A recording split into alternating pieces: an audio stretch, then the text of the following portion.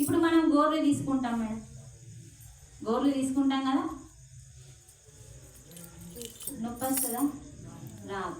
వెంట్రుకలు కట్ చేసుకుంటాం, నొప్పి వస్తుందా? రాదు. ఎప్పుడైతే గోర్లు కట్ చేస్తే మన శరీరానికి వెంట్రుకలు కట్ చేస్తే నొప్పి రాలేదో, చెట్టు నుంచి టమాటాలు కూరగాయలు పండ్లు తెంపితే చెట్టుకు నొప్పి పెట్టలేడు దేవుడు. అందుకని అది తెంపచ్చు, తినచ్చు ఒక స్టేజ్కి వచ్చేదాకా, ఒక యోగీశ్వరుడు అయ్యేదాకా.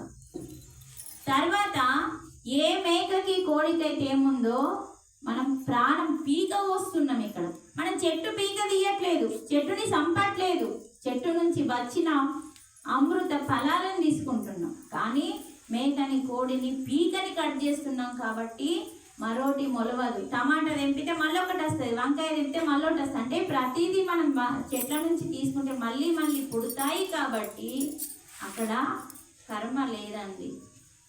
అందుకనే ఇక్కడ పాపపు కర్మ మహాపాపం అండి.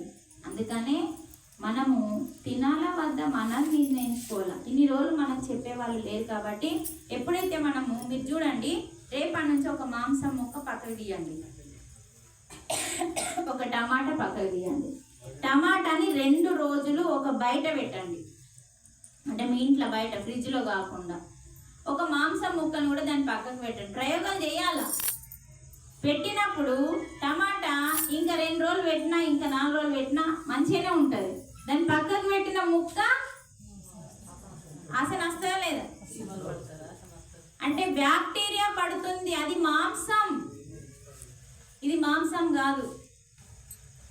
ఈ మాంసము చచ్చిన శవం నుంచి వచ్చిన మాంసం ఏమైతుందంటే, మనం చచ్చిపోయినా కూడా మన మాంసానికి, అందులో మాంసం తప్ప ప్రాణం లేదు కదా, ఆ మాంసానికి పురుగులు పడతాయి, సీమలు పడతాయి, బ్యాక్టీరియా పట్టి మన శరీరాన్ని తింటుంది.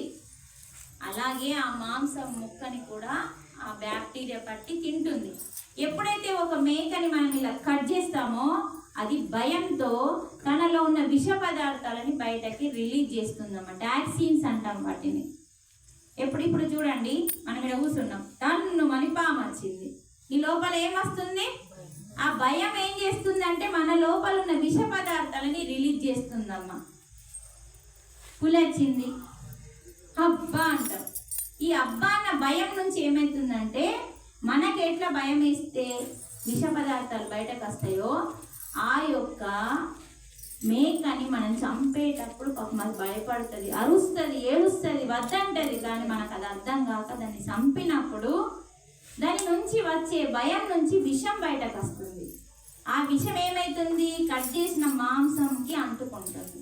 ఆ విషాన్ని మనం, అందుకే కదా చచ్చిన ఏదైతే మాంసాహారం ఉందో దాని పాపాహారం విషాహారము అంటారండి. దాన్ని తిన్నప్పుడు మన అంతరంగం కూడా విషంగా, క్రోధంగా, రాక్షస తత్వంగా మారుతుంది. అందుకని మన లోపల ఆ గుణాలు పెరిగిపోతూ ఉన్నాయి. ఆ గుణాలు లేకుండా చేసుకోమని మనకి పంపిస్తే ఆ గుణాలని పెంచుకుంటున్నాం, రాక్షస గుణాలు. రాక్షసుడికి ఆహారం మాంసాహారం, మానవుని ఆహారం శాకాహారం, సాత్విక శాకాహారం. దేవుళ్ళ ఆహారం శ్వాసాహారం. శాకాహారం, మాంసాహారం. మాంసాహారం చెడ్డది కాదండి, మనకి చెడ్డది. ఒక మూగ జీవికి, ఒక కుక్కకి మాంసాహారమే ఆహారం, ఒక పిల్లికి మాంసాహారమే ఆహారం, ఒక పులికి, ఒక సింహానికి అది ఆహారం.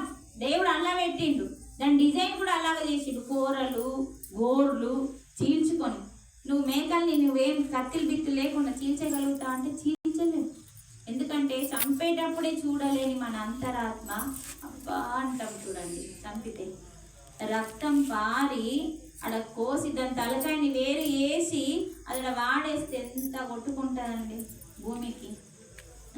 అప్పుడే ఆ భూమాత ఆ బాధని భరించలేక ఇలా సునామీలు తెస్తుంది. అంటే అవసరం లేని ఉన్న అందరినీ తీసుకుపోతుంది.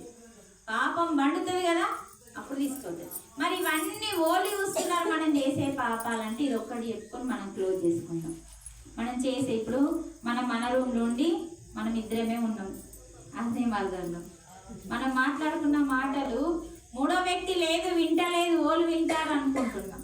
కానీ భగవంతుడు మన చుట్టూ 18 మందిని పెట్టిండు వినడానికి.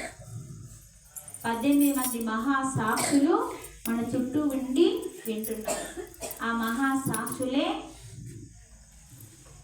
సూర్య భగవానుడు, చంద్రుడు, పంచభూతాలు, 4 వేదాలు, ఉదయము సాయంత్రము, రాత్రి పగలు, అంతరాత్మ, పూర్ణాత్మ, పరమాత్మ, యమధర్మరాజు, ఇలా మొత్తం 18 మంది మనం చేసే కర్మని సృష్టిలోకి తీసుకెళ్ళి ఆ పాపము ఆ పుణ్యము 2 పండిన తర్వాత మన జీవితంలోకి వస్తుంది. మనం చేసే కర్మ ఓడి చూస్తున్నారు అంటే భగవంతుడు చూడండి, గవర్నమెంట్ స్కూళ్ళల్లో, గవర్నమెంట్ ఆఫీసులలో మన ముఖ్యమంత్రి ఏం చేస్తాడు, సీసీ కెమెరాలు ఎందుకు పెడతాడంటే ఎవడన్నా కరెక్ట్ పని చేస్తున్నాడా లేదా, లేకుండా జీతం తీసి పాడేస్తాను. సీసీ కెమెరాలు ఉంటాయి ప్రతి ఆఫీసులో, ఉంటాయా సార్? ఉంటాయి. అంటే ఆఫీసులలో ఎందుకు, గవర్నమెంట్ ఆఫీసులు, ప్రైవేట్ ఆఫీసులలో ఎందుకు సీసీ కెమెరాలు పెడతారంటే ఎవరైనా కరెక్ట్ పని చేస్తున్నా లేదా, అలాగే సృష్టిలో కూడా ఎవరైనా కరెక్ట్ జీవిస్తున్నారా లేదా అని చెప్పి 18 మంది సీసీ కెమెరాలు, అంటే 18 మంది మహాసాక్షులని పెట్టింది. సాక్షితో మనల్ని పట్టుకుని, ఇగో నువ్వు ఈ పని చేసినావు, ఈ కర్మ చేసినావు, ఈ పుణ్యం చేసినావు, ఈ పాపం చేసినావు, ఈ నిష్కామ కర్మ చేసినావు,